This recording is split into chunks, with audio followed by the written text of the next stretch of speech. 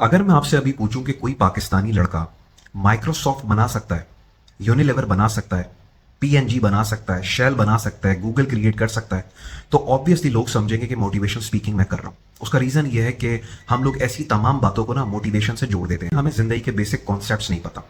हम ये समझते हैं एक नॉर्मल यूनिवर्सिटी का पढ़ा हुआ लड़का उसने अपना करियर स्टार्ट किया है, और अगर पाकिस्तान में मिसाल के तौर पे किसी ने एमबीए किया है नॉर्मल यूनिवर्सिटी से और पाकिस्तान में 2-4 साल के अंदर वो 80,000 लाख रुपए के ऊपर है, तो अब जिंदगी में वो कोई बड़ा काम नहीं कर सकता, विच इज एब्सोल्युटली रॉन्ग। आपका जो ये माइंड है ना, जिंदगी में कोई भी ऐसा एक्सपीरियंस आएगा जिससे आपका माइंड जो है ना वो शिफ्ट हो सकता है। इट कुड बी बंदा पाकिस्तान के अंदर है, बंदा किसी बाहर जाके उसको मौका मिले दुबई आने का, किसी भी जगह पे जाने का, और वो देखे कि यार मैं कर क्या रहा हूं पाकिस्तान के अंदर, यहां पे मुझे कौन सी अपॉर्चुनिटीज मिल रही हैं, यहां पे कौन सा साजगार बिजनेस एनवायरमेंट है, यहां पे मुझे क्या एक्सपोजर मिल रहा है, यहां पे मेरा पोटेंशियल कहां यूटिलाइज कर पा रहा हूं, मैं यहां से निकलता हूं बाहर जाता हूं। ये एक माइंडसेट का शिफ्ट होता है। मैं जब पाकिस्तान के अंदर था तो मेरी एक नॉर्मल सी मेंटालिटी थी। मैंने जिंदगी में कभी नहीं सोचा था कि मैं बहुत कुछ करूंगा इन दिस एंड दैट, लेकिन ये कि I was introduced to couple of books initially 17-18 years back, secrets of a millionaire's mind, rich dad poor dad, और मैंने इन लोगों को पढ़ना शुरू किया। Simon Sinek, Anthony Robbins, Stephen R Covey, Brian Tracy, Dale Carnegie, Robert Kiyosaki, Napoleon Hill, इन लोगों को जब मैंने पढ़ना शुरू किया तो मेरा एक माइंडसेट बनना शुरू हुआ। लेकिन उस वक्त मैं पाकिस्तान में था तो इतना क्लिक नहीं हो रही थी चीजें। मैं एक एवरेज बंदा था, नॉर्मल सा बंदा था।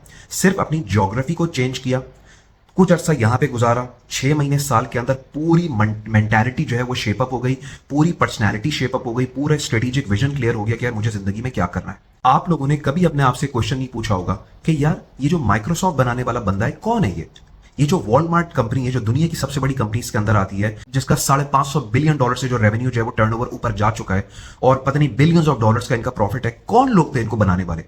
तो आपको बड़ी हैरानी होगी कि ये बात तो ठीक है कि कुछ तो ऐसे लोग थे, जैसे गूगल के जो फाउंडर्स हैं वो तो स्टैनफोर्ड के ग्रेजुएट्स हैं, जो माइक्रोसॉफ्ट का फाउंडर है बिल गेट वो भी हार्वर्ड में पढ़ रहा था, लेकिन एक बहुत बड़ी तादाद आपको ऐसे लोगों की नजर आएगी जो बिल्कुल ऑर्डिनरी लोग थे, जो बिल्कुल नॉर्मल लोग थे।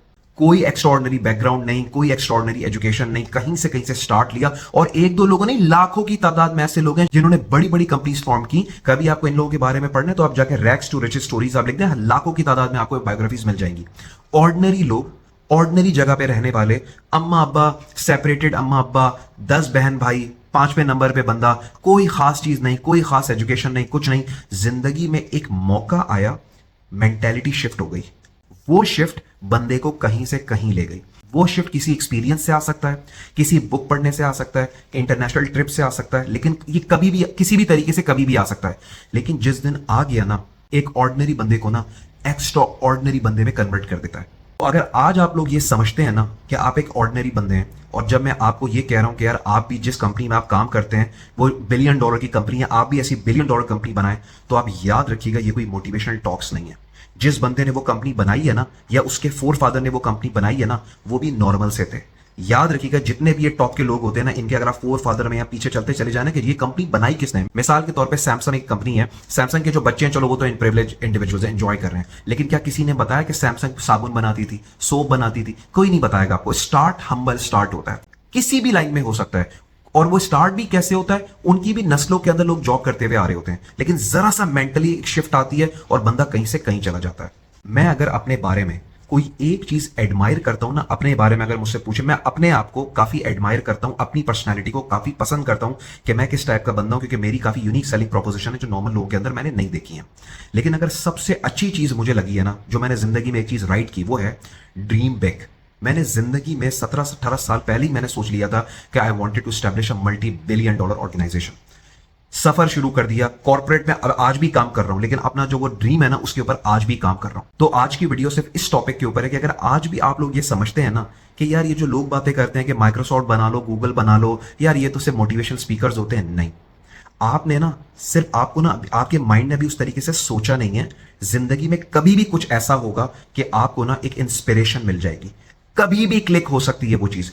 टीवी देखते हुए आपने रॉजर फेडरर को देखा, आपने उसके बारे में किसी ने बताया नॉर्मल सा लड़का था, आप देखेंगे यार अब तो ये साला बिलियनर बनने के लिए जा रहा है। आप किसी क्रिकेटर को देखेंगे नॉर्मल सा बंदा था, अब अरबपति बन गया। तो आपको पता चलेगा कि एक्स्ट्रा ऑर्डिनरी करने के लिए ना एक मेंटल शिफ्ट चाहिए, जो कहीं से भी किसी भी पॉइंट में लाइफ में ना कभी भी वो शिफ्ट आ जाएगा।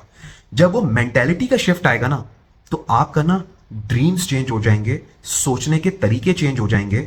जब अभी इंसान ये सोच रहा है कि सिर्फ पाकिस्तान से निकलना है मैंने, और बस मुझे एक अच्छी जॉब मिल जाए, 2 गाड़ियां हो जाए, टॉप का बंगला हो जाए, इस ड्रीम से निकल के आप ना कुछ और सोचना शुरू कर देंगे। और जब आप बड़ी वेवलेंथ पे सोचना शुरू करेंगे ना, तो ये जो बाकी छोटी मोटी चीजें ना, घर गाड़ी, ये पीस ऑफ केक बन जाएगी आपके लिए।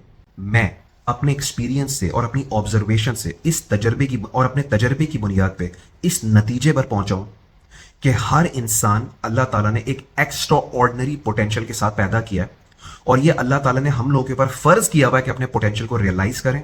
अगर आपने अपने पोटेंशियल को रियलाइज कर लिया ना, तो आप यकीन करें कि ये दुनिया जो है ना, और ये दुनिया की सक्सेस, ये आपके लिए पीस ऑफ केक बन जाएगी।